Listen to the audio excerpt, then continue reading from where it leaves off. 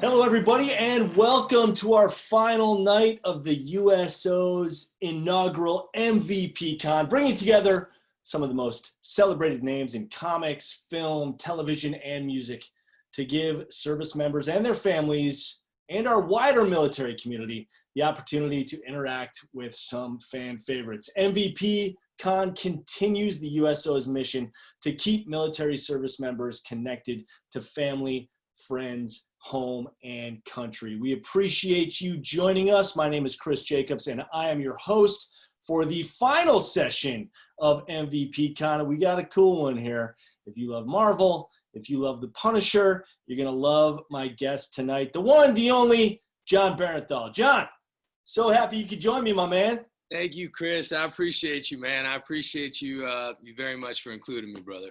Of course, of course. Now, last night, my guest was Norman Reedus. Oh, we talked a lot about Walking Dead, obviously. And one of the things that I pointed out to Norman was kind of the early exit of Shane. I mean, it was season 3, I think. I mean, can you believe now they just wrapped up season 10? Man, they're still at it, man. They killed the heck out of me. They killed my twice, man. They sent me packing, dude. They were very clear about it. You know what I mean? But no, man, I have so much love for those people, for the state of Georgia, for that crew, people that make that show. You know, I started that show. I got married I got married right after season 1. Had my first baby on season 2. My wife had my first baby on season 2. But you know, I owe so much to those people, and I don't know, they're family to me forever. I can't express my gratitude towards those people in that show.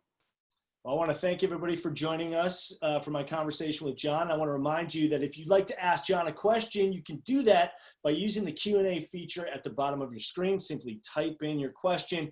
I'll try to get to as many of them as possible. In fact, it's already filling up there. So, Jon, you got a lot of fans who are joining us tonight.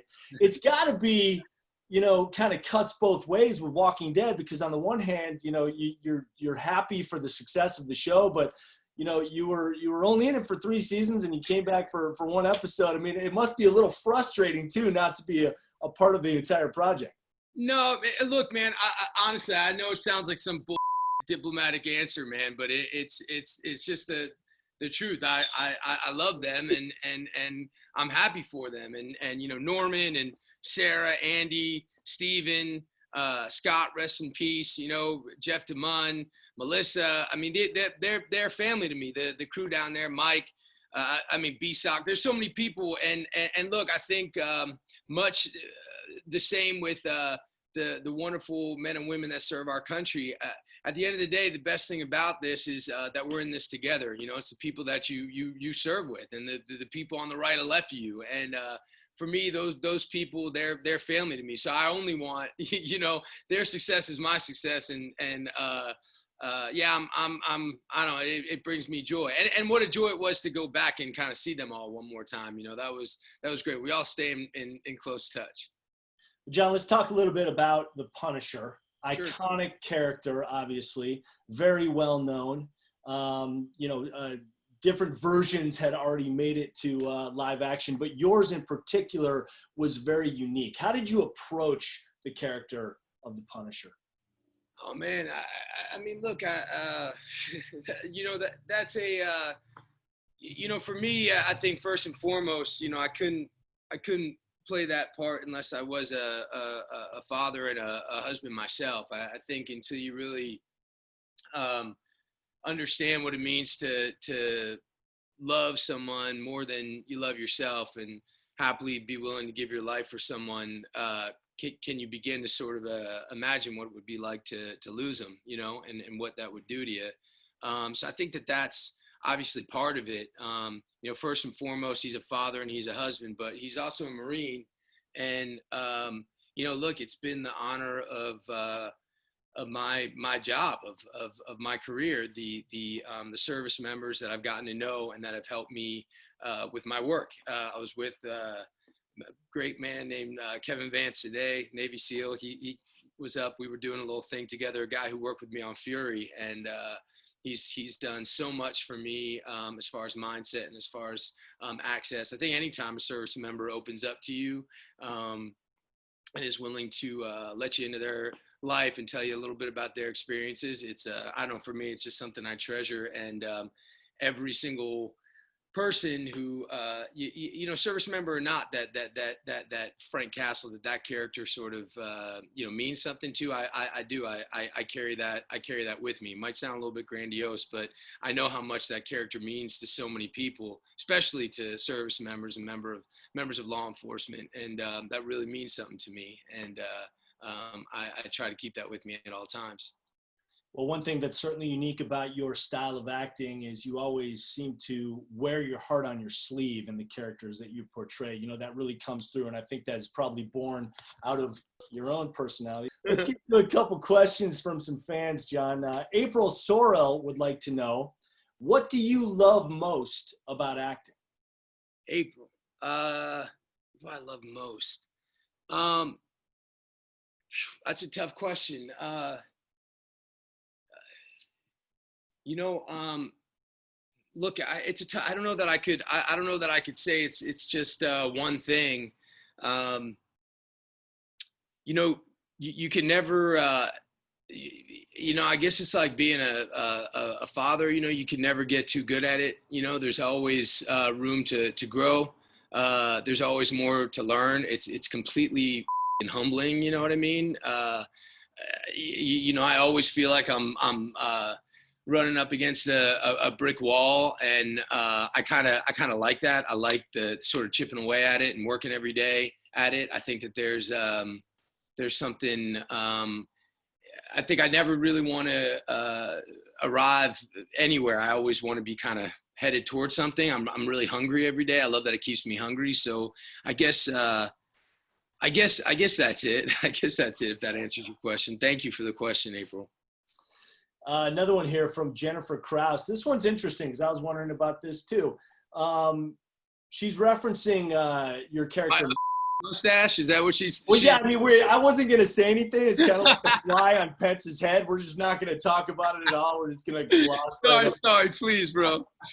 I'm staring at it too. I'm like, wow, my kids make fun of me every single day. They walk up and pull on. My wife won't make out with me. This thing is, I've been stuck with this for the whole quarantine. Anyway, so please, let me get the question. Well, hang on a second. Let's address that right now then. Why you said that the mustache is actually for a role, correct? Yeah, I'm doing this movie about the Williams sisters. Will Smith plays their dad. I play their coach, and I was in the middle of shooting 3 things when everything shut down. So I kind of was stuck with the mustache, and boy, does that I am it's caused plenty of ridicule in this home. Let me tell you. I mean, my kids respect me and all, but man, I mean, I try to give it back to them, but I mean, they just walk by and just pull on that sucker. You know, the little animals. Sorry. That's okay. For the next 45 minutes, you're going to be forced to look at your own mustache. So, you know, you're just going to have to deal with it. All right, let's get back to Jennifer's question. So Jennifer Krause wants to know, do you ever ad-lib any of your own dialogue? And she's referencing your character, Matt, in Wind River, when he says that Ojai, California is a nice place to live when he's talking about Natalie. I know you live in Ojai. I can tell your background there is Ojai. Beautiful part of California. Yeah, man. Ojai. Yeah, you know, that's a really good question, Jennifer. And yeah, you know, that's Taylor Sheridan. I've done a couple things with him. I did Sicario with him, and then we just did this new movie coming out that hasn't come out yet, called Those That Wish Me Dead. And he's incredible. And you know, he called me up and he told me sort of what the scene needed, and he knew how much this place means to me, how much this community means to me, and he kind of let me go where I wanted to go with that. And it's always I think it's probably a lot like training. You know, one time an actor said you got to learn your lines in order to forget them. And I really believe in that. I really believe that you got to make it your own. And when I'm given when they take the leash off and let me go my own way, I think I definitely do my best work. And yeah, that certainly that certainly came from me. Very cool. All right, Jon, next question for you actually comes from a 13-year-old service member's child. Cool. He wants to know, what is something neat about filming a movie? Oh man, I think. Thanks for your question. I think something neat. I think there's a lot of stuff neat. I think you got a lot of people working on one thing together, and it's a real lesson in. You wouldn't believe it. I mean, everybody kind of talks about the actors, but we're just idiots that put on makeup and say lines. Like, we're just some teeny little part of it. There's the people that take care of all the transportation. There's the people that hang all the lights. There's the people that figure out where the lights go to make it look right. There's the people that write the scripts. There's the people that do all the costumes that build. If you're making a movie about the 1940s, they literally build the 1940s. Unbelievable artists and craftsmen and technicians. And I think my favorite thing about making movies and what I do is you go on a set and you get all kinds of people, all walks of life, every race, religion, rich, poor, you just get all types, all kind of coming together for one common goal. And I think that's a really beautiful thing. Everybody, when it's right and everybody believes in it, it can be really special. I think much like the military in that. So, but yeah, thank you for that question. That's a good one. Yeah, I've heard in your previous interviews too that you always make sure to give credit where credit is due, as far as all the people who don't appear on screen being very important to the production of a movie or a television show also. Oh, it's everything, man. And there's so many components to it that never get the recognition, and every department is vital. It's just like anything, a team, it's a team, everybody's got to be great. Everybody's got to, it plays their part. It's the only way it works. And I think that only works when, it's full support, and I got to help you do your job. You got to help me do my job. And I think, that's how you get to success. And yeah, it's the most beautiful part, I think, about what we do. Jon, we got something special here. We're actually going to go live to Iwakuni, Japan right now. We're going to check in with Colonel Lewis, who is the Marine Corps at the Marine Corps Air Station in Iwakuni, Japan. Colonel Lewis, if you could start your video and join us. I know that you have some people there who'd like to ask Jon. What's going on, fellas? Yeah. Welcome, guys. How's everybody doing? There you go. You unmuted there. Whoever would like to ask Jon a question, please step on up, introduce yourself, and ask away. Yeah, you bet. Hey, Jon, Colonel Lewis here, Commanding Officer, Marine Corps Air Station Iwakuni. So honor to meet you, man. Yeah, such an honor to be here. I'm a big fan myself. We got some fans here. We got you can see a Marine back here in the back wearing your iconic Punisher gear. And on behalf of the 13,500 Marines, sailors, family members, and Japanese allies who operate and live on this base every single day, thank you for everything that you do. I'd also like thank to thank you guys, man. Thank you guys. I'm so grateful to be talking to you guys today. Wow. Yeah, thank you. Thank you. Thank you also for the studios you work with and the producers who allow us, the Marine sailors, servicemen, to get first showings of entertainment. As you know, we're in a weird time in history. A lot of us have not been back to the States in a really long time, and boy, getting quality entertainment, seeing you up there, sir, on the big screen, it's a great break for us, and we're all big fans here. And with that, I'm going to turn it over to our first question. And Jon, again, just an honor to meet you, sir. I'm going to turn it over to the honor's mine, Craig. Yeah, absolutely. All right. Awesome. Hey, Jon. Wow, you look bad. Yeah. Big fan, Jon. I have a mustache too, so I know your pain. All right, my first question is, well, my only question is, you portray a Marine in The Punisher, right? I just want to know, how was that experience for you? Look, I gotta say, like I said earlier, I think it's an honor and really a responsibility. I can't tell you what it means to me when men and women in the Corps come up to me and tell me that they like the show and that they believe it and that they buy it and that they saw something in me that they thought was honest. I think when art, works, it gives it tries to express something that somebody else feels. And if you can express something that somebody else feels and they recognize it, I think you get something special. It's like communicating. And to be able to reach you guys, and just the thought that you guys watch it and you dig it and that you appreciate it. I honestly, brother, I like cannot tell you how much that means to me, man, and how much that means to my family. I got to know a lot of Marines when I made the Pacific, and some of them are still some of my closest friends. And those relationships have just opened up so much for me in that community. And you're the best among us, and I don't know. I'm enormously grateful for you guys, and seeing you right there like that, just it makes my heart big, man. I just y'all be safe and kick, man. I appreciate you. Good to go, John. Thank you. Cool. Thank you for your question, brother. Appreciate you. Who's next? Who'd like to ask John a question? Please introduce yourself.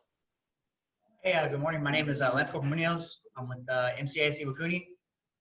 Work with Combat Logistics Company 36.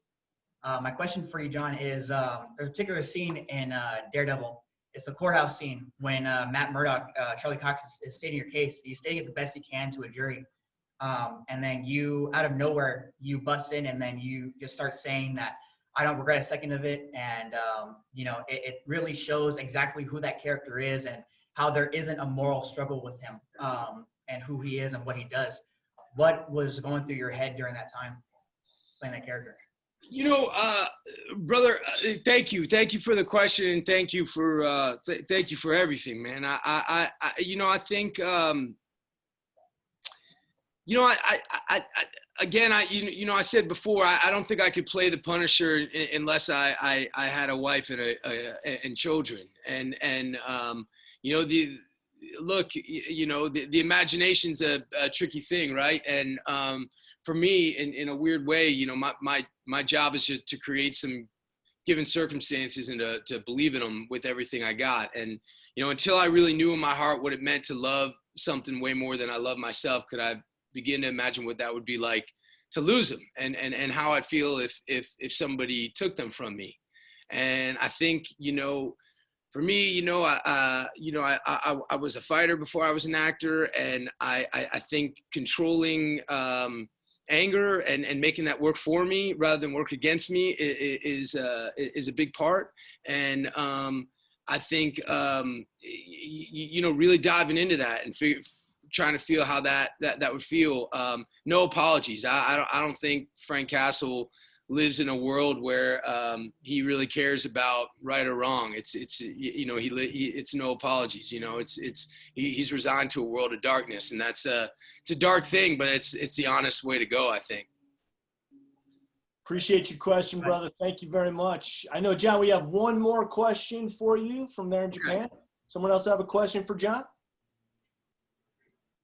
Good morning, John. It's Petty Officer Greg Lewis. I'm with AIMD Iwakuni. And my one question to you is, I think it's a question on everybody's mind, is will the Punisher be returning anytime soon? Man, I tell you what, man, I look, man, I even if I did know, I couldn't say nothing, but what I can say is,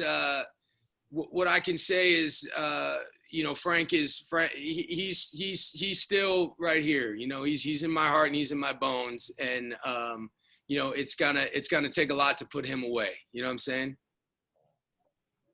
Thank you very much. Hopefully we will see Frank again and the Punisher again. Anybody else in Japan would like to ask John a question? There we go. We got one more. Morning, John. I'm Leslie Simpson. I'm here on the OPAS Iwakuni with CLC 36. And my one question for you, between Shane and in The Walking Dead and playing Frank Castle in The Punisher, what's the most valuable lesson you've learned? Wow, that's a good question, man. Make the most out of your time. Be where you are while you're there. Hug the people you love when they're with you. Make every second count. And I think that's a lesson that applies to just about anything and everyone. You know what I mean? But that's what it is, brother. That's a good question. I appreciate it. Thank you, John. Well, be safe, man. Thank you, brother. Appreciate it. We do have time for one more question. If anybody else in Japan would like to ask one, come on up. Hey, John. It's just a great honor to just be in your presence. You're making my enlistment, man. I guess I love everything that you do, like seeing you everywhere. I bought Ghost Recon because you love that game. I also just, I guess my question is the Punisher, he's like really iconic. Is there ever going to be like something, that you're going to like top in that way, I guess? What's your next big thing? Oh man, look, thank you, brother. I appreciate the kind words, man. And I appreciate you getting my back out there, man. And I got yours for whatever it's worth. Man, I got a bunch of stuff coming out. The Sopranos movie. I played Johnny Boy Soprano, Tony's dad. It's a prequel, and I got this movie I'm doing with Will Smith right now about Serena and Venus Williams. He plays their dad. I play their coach, which I think is going to be real cool. And I got this movie that I did with Angelina Jolie. That I think is going to be real special. I got a bunch of stuff coming down the pipe, man. And I think that, look, I'm always going to try to top it. I mean, that's the cool thing about kind of what I do. I'm always reaching and trying to change it up and hungry and excited for what's next. And I give you my word, whatever it is, I promise you I will give my all, man. I promise you that. Awesome. Thank you so much. Thank you guys. Appreciate your service. Thank you to everyone in Japan for joining us right there. John, thanks for answering those questions of our service members. Hey, you mentioned one of the projects you're working on right now, the Sopranos movie, and playing Tony's dad, Johnny. Everybody is familiar with the series, obviously iconic series. Some consider it the best of all time. We saw Tony's dad occasionally in flashbacks during some of the episodes.